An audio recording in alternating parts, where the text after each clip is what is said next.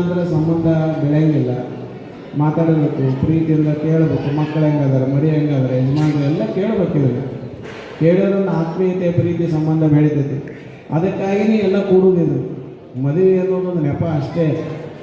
ಆದರೆ ನೆಂಟರು ಬೀಗರು ಬಂದು ಉಂಡು ಹೋಗುವುದೇ ಭಾಳ ಮುಖ್ಯ. ಎಲ್ಲರೂ ಕೂಡ್ಕೊಂಡು ಊಟ ಮಾಡ್ಕೊಂಡು ಚೆಂದಾಗಿ ಇರೋದೇ ಭಾಳ ಮುಖ್ಯ. ಅದಕ್ಕಂತ ಮದುವೆಗೆ ಎಲ್ಲರೂ ಕರೆಸ್ತಾರೆ. ಅದಕ್ಕಾಗಿ ಇವತ್ತು ಅದರೊಳಗನ ಒಂದಿಟ್ಟು ಶಿವಪೂಜೆ ಕರಡಿ ಬಿಟ್ಟಂಗೆ ಆಗಬಾರ್ದು ಅಂತಂದು ಅದಕ್ಕೆ ಅದರೊಳಗನ ಒಂದಿಷ್ಟು ಎರಡು ಮಾತು. ಯಾಕೆ ಈ ಮಾತು ಗೊತ್ತೈತಿ? ಅವರು ವಧುವರರು ಬಟ್ಟೆ ಹಾಕೊಂಬರಕ್ಕಾಗ್ಯಾರ. ಈಗ ವಧುವರು ಬಟ್ಟೆ ಹಾಕೊಂಡು ಬರೋ ಮಟ್ಟ ನಾವು ಮಾತಾಡ್ಬೇಕು. ಅದಕ್ಕೆ ನೀವು ಒಂದು ಸ್ವಲ್ಪ ಕೇಳಬೇಕು. ಅದಕ್ಕೆ ದಯವಿಟ್ಟು ಏನೈತಲ್ಲ, ಗದ್ದಲ ಮಾಡಬೇಡ್ರಿ. ದಯವಿಟ್ಟು ಗದ್ದಲ ಮಾಡಬೇಡ್ರಿ. ಸ್ವಲ್ಪ ಲಕ್ಷ ಕೊಟ್ಟು ಕೇಳ್ರಿ. ಈ ಲೌಕಿಕ ಮಾತುಗಳು ಇನ್ನು ಆದ್ಮೇಲೆ ಬೆಳತನಕ ಇರ್ತದೆ, ಮಾತಾಡ್ರಿ ಯಾರು ಹೇಳ್ತಾರೆ. ಆದರೆ ಒಂದು 10 ನಿಮಿಷ 15 ನಿಮಿಷ ಸ್ವಲ್ಪ ಸುಮ್ಮನೆ ಕುತ್ಕೊಂಡು ಕೇಳಿ. ಯಾಕಂದರೆ ಮನುಷ್ಯನಿಗೆ ಹೊಟ್ಟೆ ಎಷ್ಟು ಮುಖ್ಯನೋ ನೆತ್ತಿನ ಅಷ್ಟೇ ಮುಖ್ಯ. ಈಗ ಯಾರಿಗಾರ ಒಬ್ಬರಿಗೆ ತಾಯಿ ಪರಿಚಯ, ಈ ತಾಯಿನ ಹೊಟ್ಟೆ ನೆತ್ತಿ ಕೊಡಿ ನೋಡ್ಯಾರ ಹೇಳ್ತಾರೆ ನಾವು. ಹೊಟ್ಟೆ ನೆತ್ತಿ ಕೊಡಿ ನೋಡ್ಯಾರ ನೋಡಿ. ಹೊಟ್ಟೆ ಅಂದ್ರೇನು? ಹೊಟ್ಟೆಗೆ ಅನ್ನ ಹಾಕ್ಯಾರ. ನೆತ್ತಿ ಅಂದ್ರೇನು? ನೆತ್ತಿಗೆ ಬುದ್ಧಿ ಕೊಟ್ಟಾರಂತ, ನೆತ್ತಿಗೆ ಜ್ಞಾನ ಕೊಟ್ಟಾರಂತ. ಇವರು ಹೊಟ್ಟೆ ನೆತ್ತಿ ಕೊಡಿ ನೋಡ್ಯಾರ ನನಗಂತಾರೆ. ಅಂದರೆ ನೆತ್ತಿಗೆ ಜ್ಞಾನವನ್ನು ಕೊಟ್ಟಾರ, ಹೊಟ್ಟೆಗೆ ಅನ್ನವನ್ನು ಕೊಟ್ಟ ಸಲುಹ್ಯಾರ.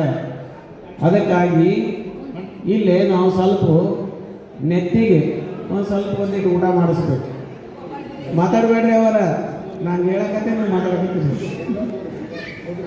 ಅದಕ್ಕೆ ಇಲ್ಲಿ ಬಸವಣ್ಣವರು ಏನು ಹೇಳ್ಯಾರಪ್ಪ ಅನ್ನೋದನ್ನು ಒಂದೇ ಒಂದು ವಚನ ಹೇಳ್ತೇನೆ.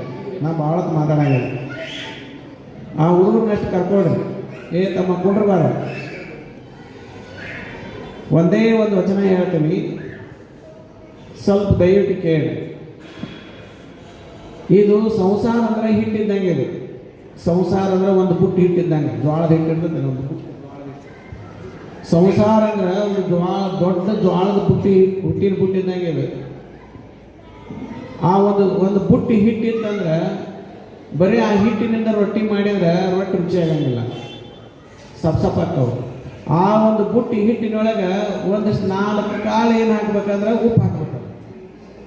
ಉಪ್ಪು ಹಾಕಿ ರೊಟ್ಟಿ ಮಾಡಿದ್ರೆ ಉಪ್ಪು ಭಾಳ ರುಚಿ ಆಗ್ತಾವೆ ರೊಟ್ಟಿ.